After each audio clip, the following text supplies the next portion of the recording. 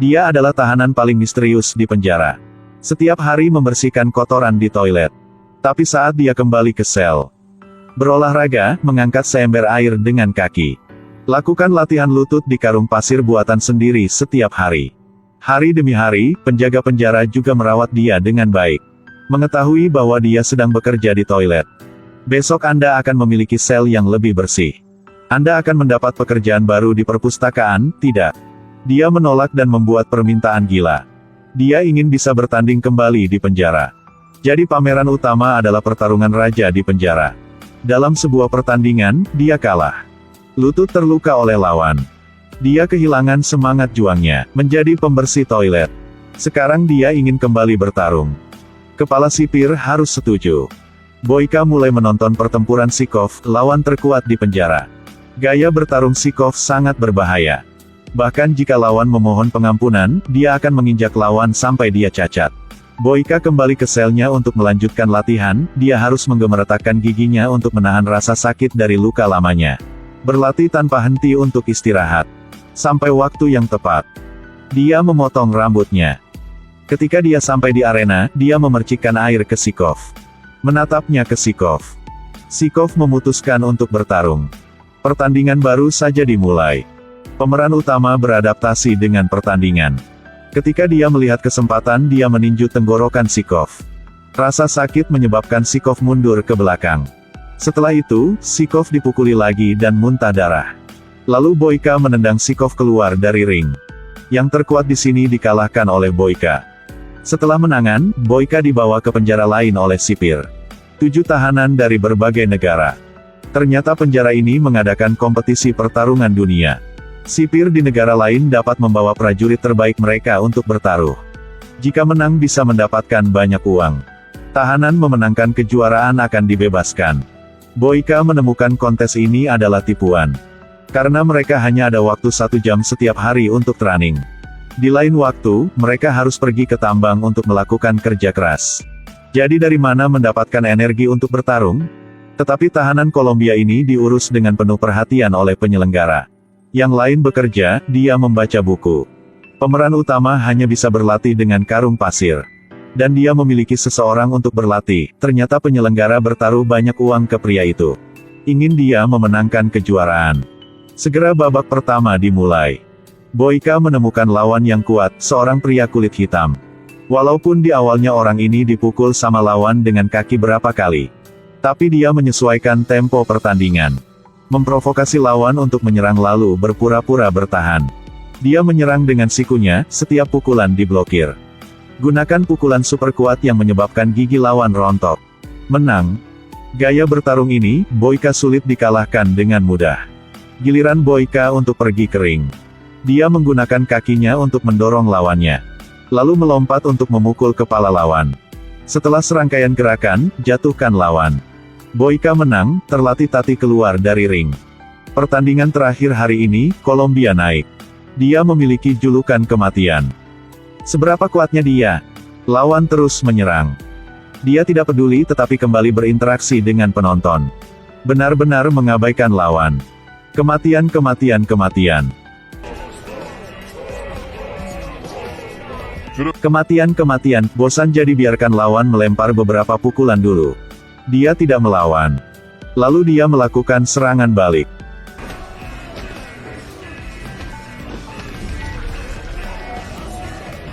Dia menarik rambut lawannya.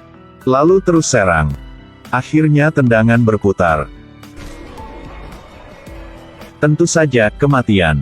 Setelah pertandingan, yang kalah dibawa ke lapangan kosong. Mengatakan seseorang akan menjemputnya tetapi sebenarnya menembak mereka sampai mati. Kemudian kontes dilanjutkan. Baik Boyka dan kematian, menjadi lebih kuat. Hari itu di lokasi konstruksi, orang kulit hitam datang untuk memprovokasi pemeran utama. Boyka marah langsung memukulnya. Orang kulit hitam tidak marah tapi tertawa. Dia bergegas menuju ke Boyka.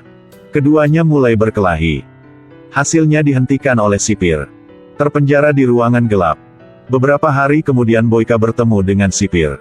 Boyka menceritakan apa yang dia udah lalui. Sipir marah pergi ke penyelenggara. Penyelenggara mengatakan taruhan kematian akan menang, jadi mereka membuat semua orang lain kelelahan. Anda juga bisa mendapatkan banyak uang. Membuat para sipir setuju untuk bekerja sama dengan penyelenggara. Di hari-hari berikutnya, Boyka dan orang kulit hitam dihukum dengan kerja keras. Setiap hari makan yang tidak sehat. Keduanya tahu bahwa mereka dibikin sulit sama penjara. Sebaliknya mereka melepaskan kontradiksi. Mereka tidak punya waktu untuk berlatih lagi. Harus memanfaatkan push-up saat bekerja di tambang.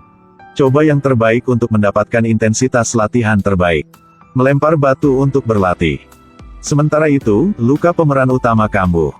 Pria kulit hitam itu diam-diam mengambil beberapa rumput dan memberikannya kepada Boyka untuk menghilangkan rasa sakitnya. Itu menunjukkan bahwa keinginan bertarung keduanya tidak berkurang, tetapi sebaliknya, itu menjadi lebih baik. Penyelenggara mulai khawatir. Hari itu sipir penjara mendatangi pria kulit hitam itu, tidak mengatakan apa-apa dan memukulinya. Keesokan harinya Boyka tidak melihat orang kulit hitam makan sarapan.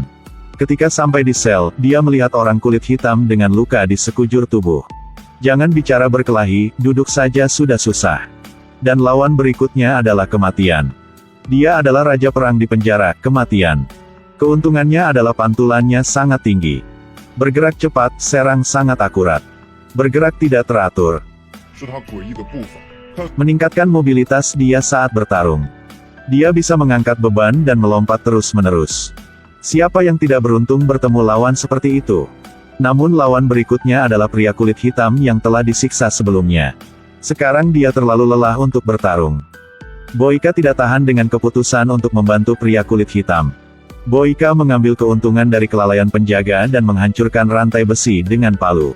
Tapi palunya patah, rantainya tidak putus. Sipir mengetahui bahwa mereka ingin melarikan diri. Dia segera memanggil lebih banyak orang untuk datang. Untungnya mereka tidak punya senjata, Boyka dengan mudah menjatuhkannya. Meraih satu, melemparkannya dengan keras dan mengeluarkan kunci dari ikat pinggangnya. Dia membantu pria kulit hitam itu melepaskan borgol kakinya. Pria kulit hitam berlari ke atas bukit. Ada sipir yang mengeluarkan pistol ingin menembak. Boyka langsung melempar batu yang membuat penjaga itu kaget. Melihat bahwa pria kulit hitam itu berhasil melarikan diri. Dia dipukul sampai pingsan oleh sipir. Setelah bangun sudah di dalam penjara. Agar pertandingan berlanjut, penyelenggara memutuskan untuk membiarkan pemeran utama, Boyka menggantikan orang kulit hitam untuk melawan kematian. Dan sipir di depan Boyka berkata bahwa dia berkhianat. Bertaruh $5 juta untuk kematian. Kalimat ini membuat Boyka sangat marah. Dia bertekad untuk memenangkan pertempuran ini. Saatnya untuk duel. Kematian mempromosikan keuntungan dari kaki panjang ke ketiak, membuat Boyka tidak bisa melawan. Dia melompat dan menendang wajah Boyka. Buat Boyka muntah darah. Membuat Boyka berbalik. Boyka bangkit untuk melawan. Tanpa diduga, lawan meraih cedera dan memukulnya dengan keras pada luka di lutut. Boyka berteriak keras dan dengan cepat menendang lawan keluar. Dia dengan enggan berdiri. Tetapi berulang kali dipukuli oleh kematian. Akhirnya jatuh, pada saat semua orang berpikir itu jelas menang atau kalah. Pemeran utama melihat kain lap lantai di depannya. Ingat waktu sulit bekerja di toilet. Ditertawakan oleh orang lain. Pikirkan tentang ini. Boyka mengambil pel, mengeluarkan kain dan mengikatnya di lutut. Dia kembali kering. Dia langsung membunuh lawan, tidak membiarkan lawan memukul. Lawan menendang lutut, maka dia akan membayar pukulan. Pegang tangan lawan dan pukul dia sampai muntah darah.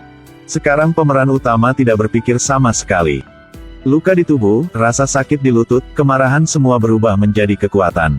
Terus memukul ke tubuh kematian. Akhirnya dengan tendangan lutut langsung ke tulang kering kematian. Boyka mengalahkan kematian. Dia dengan marah menunjuk ke arah sipir, lalu pergi. Setelah meninggalkan tempat itu, penjara memenuhi janjinya untuk membebaskan Boyka. Tapi sebenarnya ingin membunuh dia. Hanya melihat penjaga dengan pistol siap menembak mati Boyka. Tiba-tiba ditembak mati oleh orang lain. Para penjaga di sekitar juga jatuh. Jadi pria kulit hitam yang datang. Pria kulit hitam memimpin Boyka melarikan diri keluar sebuah mobil sedang menunggu mereka. Ternyata itu adalah kepala sipir dari penjara Boyka. Ternyata yang dia pertaruhkan adalah Boyka. Yang dia bilang tadi hanya untuk mengganggu pemeran utama. Karena sipir tahu bahwa jika Boyka marah, dia bisa mengalahkan lawan manapun. Akhirnya pemeran utama turun dari mobil. Dia memberitahu ke pria kulit hitam nama aslinya, lalu pergi. Boyka berjalan di jalan. Lalu dia tertawa dan berlari semakin cepat. Karena dia benar-benar bebas.